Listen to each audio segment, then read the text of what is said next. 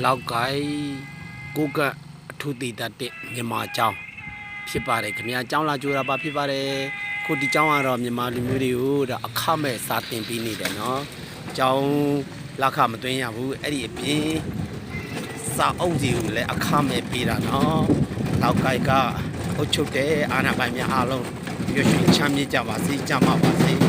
မြန်မာလူမျိုးတွေကိုဒါအခမဲ့စာသင်ပေးတာပါကျောင်းဖွင့်ပေးတာပါလောက်ကိုင်းထူးတည်တာတင်မြန်မာအကြောင်းဖြစ်ပါတယ်ခင်ဗျာဒီကျောင်းလာကျူတဲ့ကလေးလူတွေများနေကားရီဆိုင်ကယ်ရီ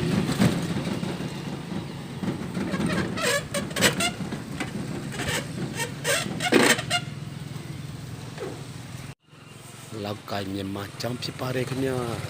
ဒီကျောင်းပို့ကျောင်းကျူလို့တဲ့လူတွေကျွန်တော်နဲ့ဆက်သွယ်မြင်မြန်ပြီးတော့ကျောင်းပို့ကျောင်းကျူလုပ်ငန်းလုပ်တဲ့